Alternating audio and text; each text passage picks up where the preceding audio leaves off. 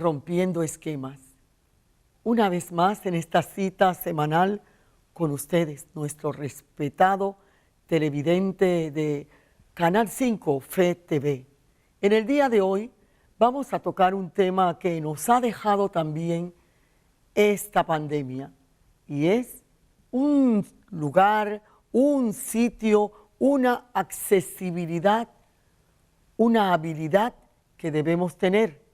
Rompiendo Esquemas les va a hablar en el día de hoy de lo que es analfabetismo tecnológico. ¿Qué es?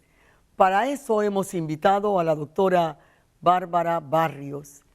Bárbara Barrios, bienvenida a este programa que trata de abrir luces, abrir puertas y llevar respuestas a nuestra teleaudiencia. Dígame, por favor, ¿qué es analfabetismo tecnológico?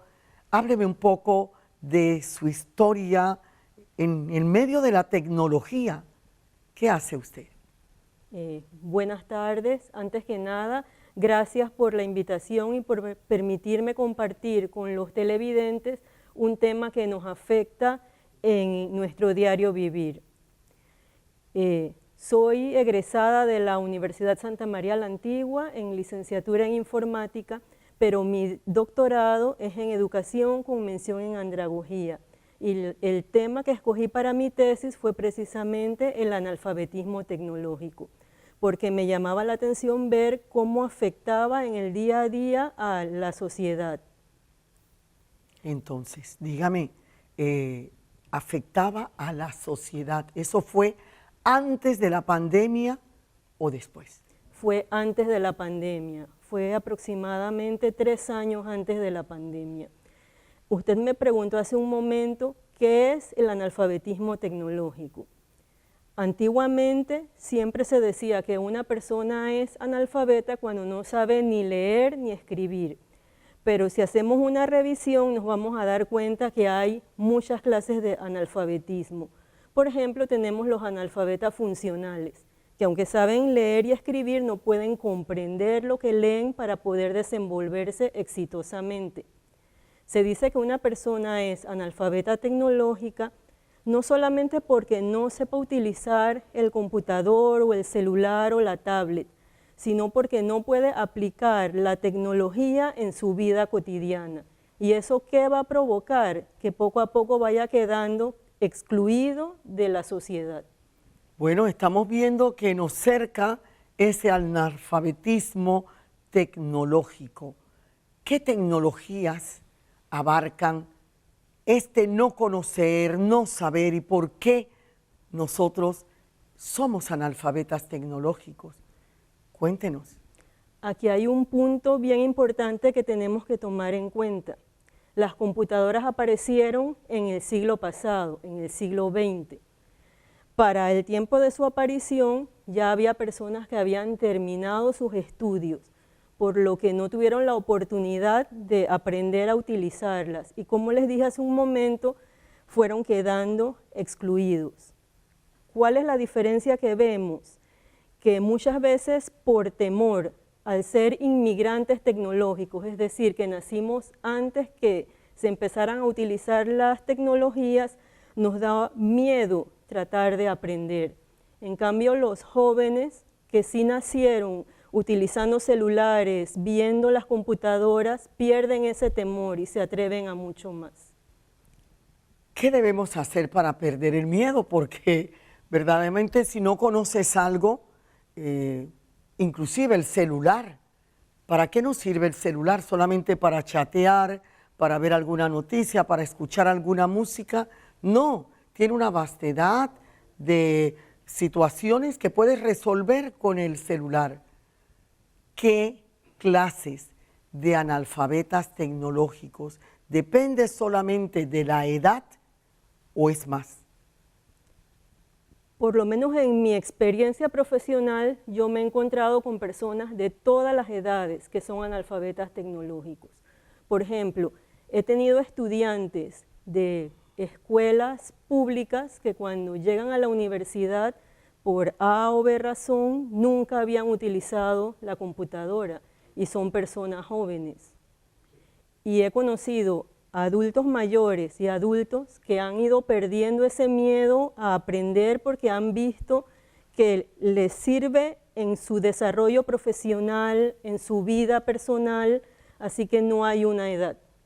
No hay una edad, pero explíqueme la conectividad para la educación. La educación hoy en día es continuada y permanente. Ahora bien, sin la colaboración de la tecnología en un momento de distanciamiento, ¿qué tienen que ver los educadores con esa tecnología que nos debe conectar con el saber? Es que parte del problema del analfabetismo tecnológico se centra también en que hay educadores que son analfabetas tecnológicos. Al ellos no saber, mal pueden apoyar a sus estudiantes y ayudarles. La tecnología, y eso lo vimos ahora durante la pandemia, jugó un papel clave, diría yo, para que el mundo no quedara parado por completo. Vimos que muchas empresas empezaron a trabajar virtualmente, las universidades, los colegios se mudaron a trabajar remotamente. Y ahí habría que hacer la diferencia porque lo que nos decía UNESCO es que esas eran clases remotas en tiempo de emergencia, diferentes a una clase virtual. Y es clave que el educador mismo esté preparado, si no, estamos en un círculo vicioso de un problema que nunca va a tener solución. Nos quedamos, ahora que está menguando un poco esta pandemia, pero ya nos vienen otras, ¿nos quedamos con la tecnología o podemos olvidarla? Con la vuelta a los colegios, ¿en qué puede apoyarnos el ser gente alfabetizada dentro de la tecnología? Tenemos también algo de qué hablar, la conectividad en nuestro país. ¿Ayuda a dejar de ser analfabeta tecnológico? Respondiendo a la primera parte de la pregunta, yo quiero repetir lo que una vez comentó un rabino. Durante la pandemia hemos estado en el desierto, no podemos regresar a Egipto. Hay que pensar que hay un futuro en donde la tecnología nos ha demostrado todos los beneficios que nos puede brindar.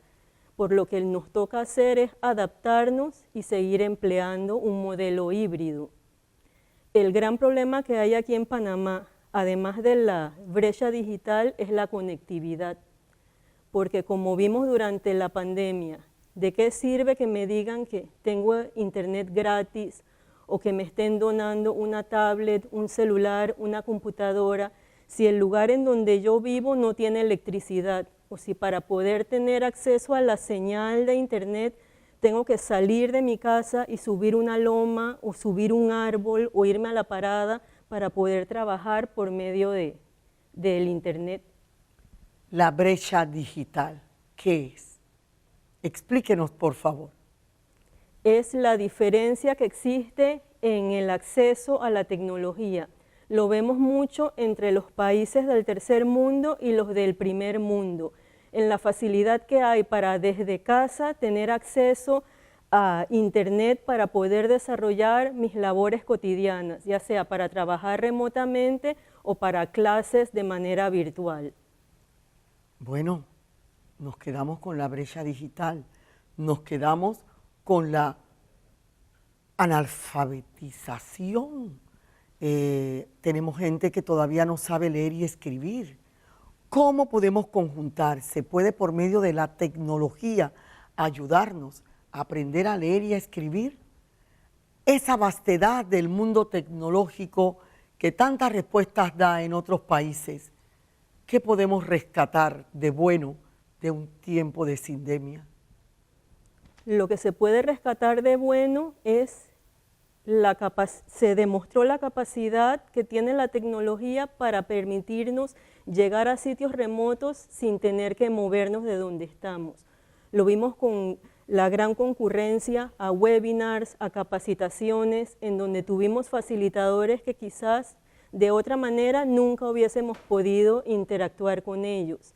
nos tocaría copiar los modelos que ya se están usando en otros países de forma exitosa, pero por supuesto adaptados a la realidad panameña, porque no es lo mismo un estudiante de Finlandia o de Japón a un estudiante panameño. Bueno, pareciera que lo que yo voy a preguntar es llover sobre mojado.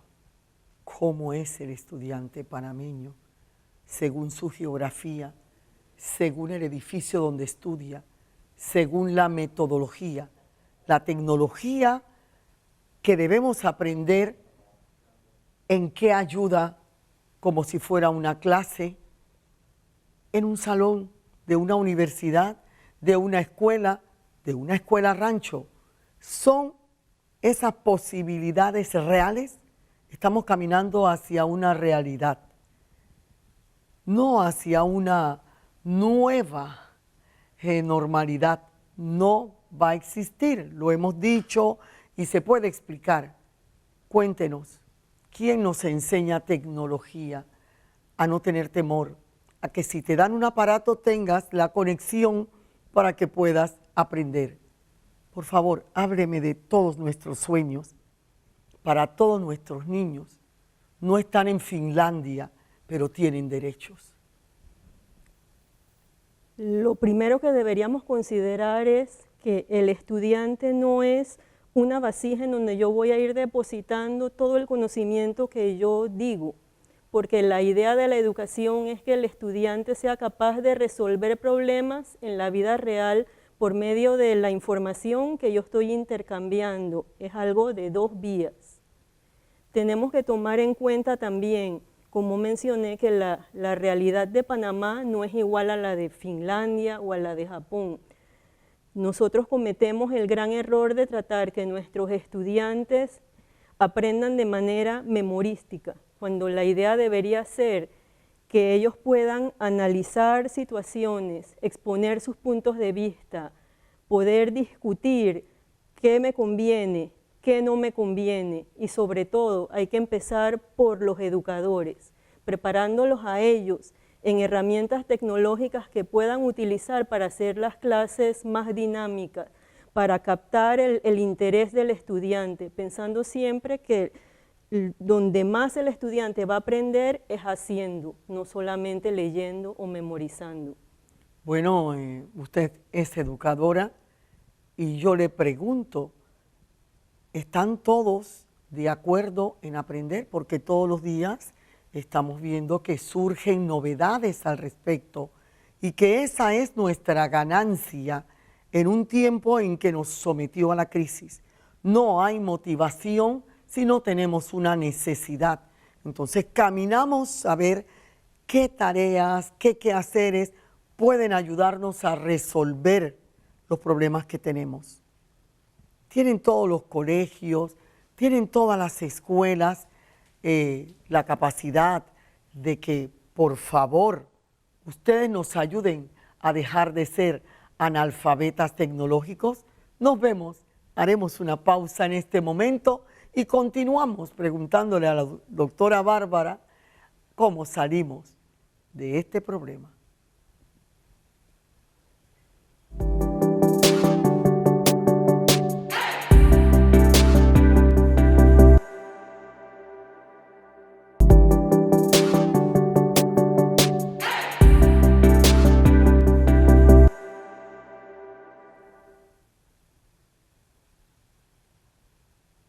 Regresamos, doctora Barrios, le habíamos consultado al respecto de si es lo mismo dar clases, facilitar las clases en un aula o virtualmente.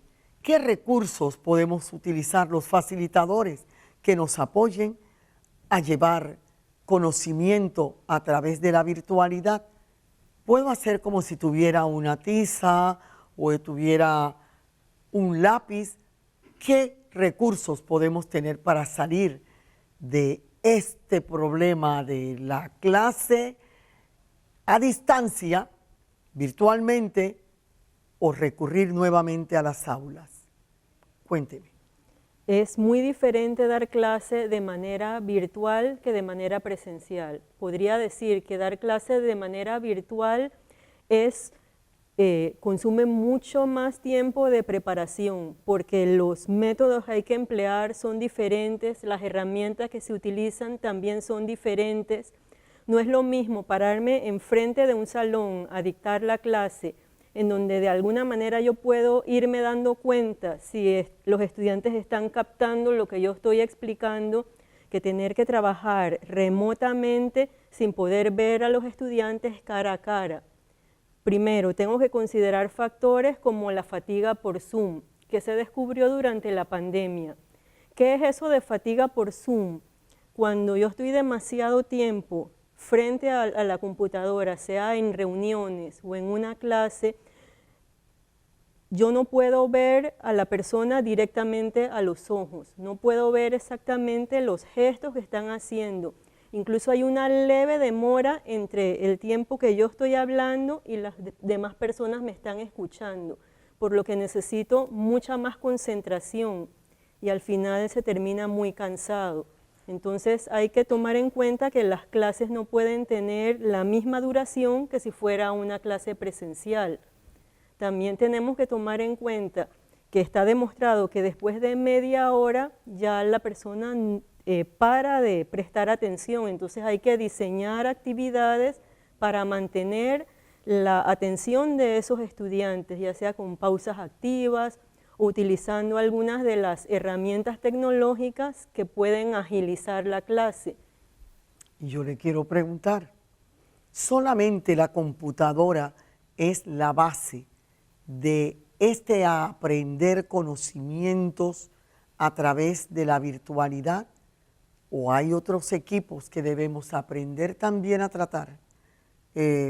Alguien nos comentaba, óyeme, pero es que en otros países, aunque no tengan tantos recursos, hay mayor asequibilidad a toda esta aparatología que existe hoy en día de computación. Cuénteme, ¿qué cosas tenemos que aprender? ¿Qué instrumentos, qué herramientas nos pueden ayudar a los niños? ¿A partir de qué edades podemos hacerles llegar conocimiento a través de una computadora? Nosotros podemos ver que en otros países, incluso en preescolar, utilizan tablets con aplicaciones adaptadas para su edad. Hay aplicaciones gratuitas que se pueden usar para crear pareos, crucigramas, concursos de quién responde primero y de esa manera hacer que el estudiante se mantenga mucho más activo. Yo no puedo dar clases presenciales igual que si fuera una clase virtual. No puedo tomar la computadora o la tablet y utilizarla como si fuera la tiza y el tablero para escribir y que los estudiantes estén copiando lo que yo digo. Ahí habría que usar métodos como el aula invertida. Por ejemplo, yo puedo darles el material que ellos deben preparar y cuando vamos a la clase remota se discute en vez de ser comunicación en una sola vía. Bueno, estamos aprendiendo cuántos seminarios se le pueden dar, proveer a los colegas, facilitadores, educadores, maestros, docentes, tantos nombres, pero una sola intención, que no existan alumnos, sin lumni, luz. Entonces, sin luz no hay nadie, yo creo, hoy en día. Pero si nos toca a nosotros encender el pabilo de estas velas que deben llevar luz a otros lugares, ¿cómo podemos nosotros facilitarle a los educadores seminarios que no les dé fatiga por Zoom?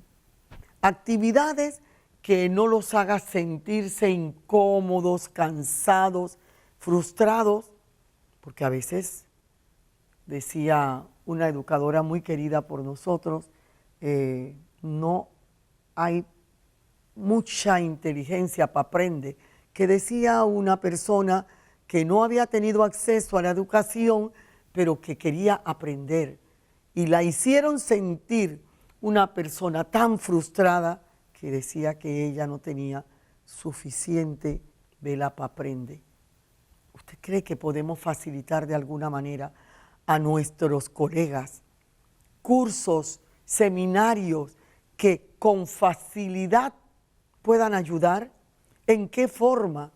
Para no sentirnos a veces tan analfabetas, podemos utilizar todavía la radio, podemos utilizar la televisión, si no podemos llevar una computadora ni una tablet para cada uno. Claro que sí, y aquí quiero hablar de dos ejemplos que me tocó vivir. En la pandemia yo estaba todavía en Estados Unidos y allí, aunque parezca mentira, hay lugares donde hay problemas de acceso a la tecnología en áreas rurales. ¿Qué hicieron en el estado en donde yo vivía? Por televisión daban clases, igual que se llegó a hacer aquí en Panamá, y participando con otros compañeros becarios en un taller que dictamos para la OEA, una educadora de México puso el ejemplo que en las áreas rurales de ese país, en donde no había acceso a la tecnología, trabajaban por medio de cuadernillos que se llevaban por autobús y había voluntarios que trabajaban con la comunidad. Lo importante sería dar esas capacitaciones de manera andragógicas, tomando en cuenta que estamos trabajando con adultos y que al adulto yo tengo que explicarle cuál es la ventaja en el uso del conocimiento que yo quiero compartir con él, darle toda la confianza para que pierda el temor. Recordemos que no estamos trabajando con un niño pequeño al que yo le agarro la mano y le voy diciendo, vamos a ir por este camino porque yo soy el docente y así es como tiene que hacerse. Bueno, para nosotros debe ser un reto. Habrá listas de colegas que vayan a tomar los cursos si se les brinda. ¿Nos puede decir el sitio en donde usted estudió en los Estados Unidos? Sí, yo estudié en la escuela Maxwell de Syracuse University, un posgrado en políticas públicas y al mismo tiempo hice un voluntariado en una escuela primaria de allá con niños en un programa que se llamaba Manos, en donde se pretendía que dominaran tanto el inglés como el español. ¿Y usted vio algunos logros en que esas computadoras pueden ayudarlos? Algunas metodologías, tecnologías especiales que nuestros niños necesitan.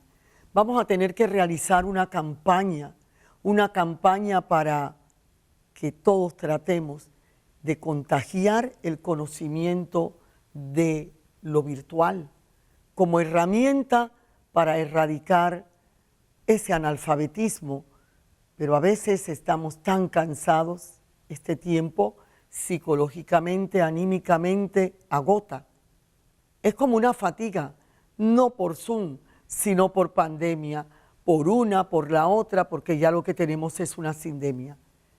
Doctora Barrios, dígame por favor, ¿qué podemos hacer para inventar, para atraer, para motivar, que es el término, a hacernos caminar hacia respuestas que den encanto tanto al que enseña como que retroalimente al que va a buscar? ¿Qué piensa usted? Eso que usted explicó del aula, explíquenoslo. El aula invertida. Esa es una técnica que yo uso con mis estudiantes de posgrado. Se les da todo el material que se puede acceder fácilmente por internet, pero no solamente lecturas, también se les pueden proporcionar videos, se pueden usar las redes sociales, foros de discusión, para que los estudiantes investiguen sobre el tema que se va a tratar en la clase virtual y de esa manera no vamos a tener estudiantes mudos en el salón, sino que todo el mundo puede dar su opinión y discutir libremente. Qué difícil es sacar, retrotraer. En una clase virtual hay que aprender a motivar. Por favor, no solamente es buscar el conocimiento de cómo funciona una computadora, no, hay que tratar de imbuir a maestros y a estudiantes, no importa a qué edad, a que tengamos ganas de aprender, de tomar ese nuevo conocimiento que nos necesita y nosotros necesitamos de él. Sumar a que estemos conectados, porque el distanciamiento se puede quebrantar. Llevar temas muy especiales de convivencia humana a la familia para unificarla. Sin embargo, las novelas, cuénteme, nos ayudan a estar enmarcados allí en el televisor. ¿Qué clase de enseñanza nos dan? Como especialista en familia, quiero hablar de ello. ¿Por qué no gastar más tiempo en saber cómo nuestra familia se tiene que conectar con adecuación a la vida familiar que nos impone hoy en día lo que es la sindemia, ya sea la del COVID, la del dengue que está ahora surgiendo, cómo aprender a cuidarnos? Por amor de Dios, vamos a aprender y vamos a aprender a compartir y vamos a aprender a vivir con el prójimo que tenemos. Bárbara Barrios, conociendo, porque usted es panameña, cómo funcionamos, cómo salir de ciertos esquemas degradantes para los que utilizamos esas herramientas específicas y cómo aprender a enamorarnos de estudiar, de conocer y de crecer a través de esos conocimientos. Es muy importante darse cuenta que la educación es el medio que nos abre las puertas para un mundo mejor. Si le damos largas a tratar de involucrarnos en aprender a utilizar la tecnología de manera correcta, cada vez vamos a ir quedando más excluidos. Solamente hay que salir a la calle y darse cuenta. Ya hay supermercados en donde no hay cajeros. Yo puedo hacer eso utilizando la caja de manera automática y con una tarjeta de débito o de crédito. Y lo que va a ir sucediendo es que cada vez va a haber más profesiones en donde va a ser necesario saber utilizar la tecnología adecuadamente.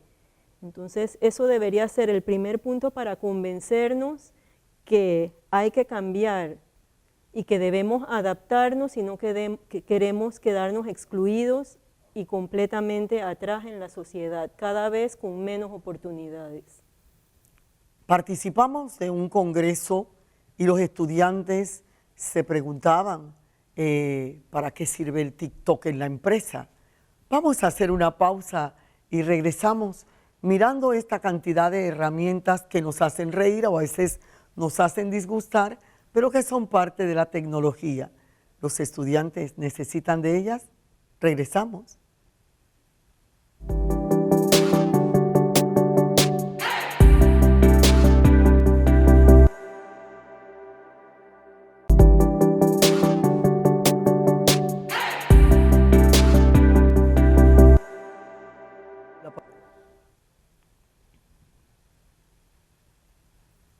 Habíamos quedado preguntando, TikTok, ¿para qué sirve en un aula de clases o en una empresa de trabajo? Necesitaremos cada vez más que la tecnología entre a nuestras oficinas y a nuestros quehaceres diarios.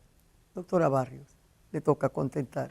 Por favor, contéstenos qué hacemos si en una empresa preguntaran en un momento dado, ¿usted sabe TikTok? ¿Qué herramientas tecnológicas tiene usted para publicidad?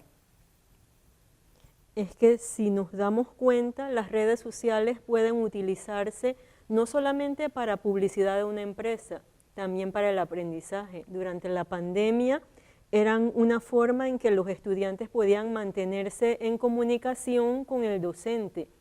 Y les doy nuevamente un ejemplo, el caso de WhatsApp. Por medio del WhatsApp uno podía mantenerse de forma sincrónica, es decir, en el momento comunicado con los estudiantes. Igual con el caso de Facebook, Twitter, Instagram, que vemos que se usa muchísimo para emprendimientos. Bueno, estamos entrando en lo que son emprendedores. Si acaso no consiguieras trabajo directamente con una empresa, ¿qué milagros puedes hacer en tu comunidad? ¿Qué milagros puedes hacer ayudando a que los niños tengan un seguimiento de la escuela? ¿Qué milagros puedes hacer si cocinas rico y compartes tus recetas? No solamente con las normas que debes seguir, con las reglas para preparación, sino brindando experticia en culinaria en estos días de hoy, redescubriendo lo que nosotros somos y ofreciéndolo, plasmándolo, proyectándolo a través de la tecnología. ¿Qué cosas ha descubierto usted que hacen en otros países que pudiéramos traerlas aquí para ayudar? Usted está hablando de ciudadanía. Sí. ¿Qué es eso de esa escuela Maxwell donde usted estudió? Hábleme de la tecnología. Usted tuvo un profesor famoso en lo que son la aeronáutica. Háblenos de cosas que pudiéramos traer, que pudiéramos invitar para hacerle seguimiento a esa motivación que tienen los jóvenes, los niños, de crecer en base al conocimiento y no al analfabetismo tecnológico. Una de las asignaturas que dan en esa escuela está muy relacionada con lo que es ciencia y tecnología. Y en mi caso tuve la oportunidad que el profesor era Sean O'Keefe, quien fue director de la NASA durante la primera misión a Marte. Es muy interesante porque se discuten casos basados en situaciones de la vida real, relacionados con tecnología, con ciencia, cómo podríamos haberlo resuelto nosotros, conocer opiniones, y la gran ventaja es que había estudiantes de muchísimas partes del mundo, de lugares que yo nunca me imaginé que iba a conocer compañeros. Entonces hay una diversidad que nos permite enriquecer nuestras perspectivas. ¿Qué cosas se hacen allá que pudieran copiarse acá? Por ejemplo, había un lugar que era para emprendedores. Ahora mismo se está haciendo algo similar, están empezando en la USMA, con el Centro de Innovación Social, pero eso lo vi aplicado allá en la escuela Maxwell. Ellos tienen un iSchool que es especialmente para el área tecnológica, y trabajan mucho los profesores en ver soluciones a problemas en los que se enfrentan en la vida diaria. Es una interacción entre el docente, el estudiante, pero aplicado a casos de la vida real. Durante la pandemia, en su parte más efervescente, estuvimos nosotros observando que los padres entraban al aula, discutían, preguntaban, se peleaban con niños, en fin, las normas para funcionar dentro de la tecnología. ¿Las tenemos? ¿Las usamos? ¿Sabemos cuáles son? ¿O podemos libremente entrar en un Zoom? Hay algo a lo cual le tienen mucho temor, porque de repente irrumpe alguien y hace algo indebido. Todo esto es parte del analfabetismo tecnológico. Cuéntenos, ¿qué podemos hacer? En la parte del Zoom, cuando empezaba la pandemia y esta herramienta cobró popularidad incluso sobre otras que ya existían, debido a la falta de seguridad, vimos que había lo que llamaban Zoom bombers, que se metían en medio de las exposiciones y en ocasiones había incluso que cancelarlas. Eso se resolvió aumentando la seguridad y cambiando la manera en que se podía acceder. Pero en lo que se refiere a clases virtuales, hay unas reglas que se llaman Oreo, las mismas siglas como si fuera la galleta, y aplican a los 3 componentes principales de la educación virtual, que serían el estudiante, el padre de familia, que va a estar involucrado, y el docente. Entonces allí nos damos cuenta, el estudiante es el centro, pero el padre de familia se vuelve indispensable porque a él le toca lograr que el estudiante esté en un ambiente cómodo en la casa para poder desarrollar las asignaciones que le da el docente. Y le toca también, de cierta forma, apoyar al estudiante en el desarrollo de esas tareas, pero es responsabilidad del profesor verificar el avance que tiene cada estudiante. Eso no le toca solamente al padre de familia. Dios mío, ¿esto se estará logrando? Porque cada vez que nos avisan que tienen que quedarse los niños en la casa, todavía no he visto un vecindario que ellos se organicen para que sus estudiantes, sus hijos, sus sobrinos, sus nietos tengan una forma dentro de la comunidad que no sea la escuela en donde aprender en equipo. ¿Qué tal esto, doctora Barrios? ¿Se podrá lograr la inclusión de una barriada organizada por medio de los entes políticos para que esos niños no estén fuera del conocimiento? Yo vi un inicio de esto en El Chorrillo, antes de la pandemia. No lo he visto en ninguna otra parte. La comunidad tiene que sumarse a las respuestas. Más analfabetas no podemos tener. Al contrario, yo sé esto. Tenemos que aprovechar la unidad en el momento en que estamos acercándonos un poco, dándonos un abrazo para sobrevivir, como decía Virginia Satir, y ayudándonos a reaprender. Hay cosas que no tenemos que aprenderlas, sino reaprenderlas, porque este mundo ha cambiado demasiado en un momento y estamos colapsados, tenemos distrés. Díganos, por favor, ¿en qué más? ¿En qué otros aspectos podemos no empujarnos, sino darnos la mano para dejar de ser analfabetas tecnológicos?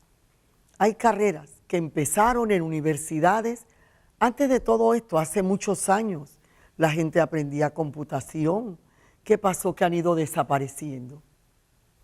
Usted que tiene esa visión de su experticia en ese mundo especial, por favor, ayúdenos a que no nos excluyan, a que un adulto mayor no tenga miedo de conseguir un ascenso en el trabajo por el motivo de no saber utilizar una computadora.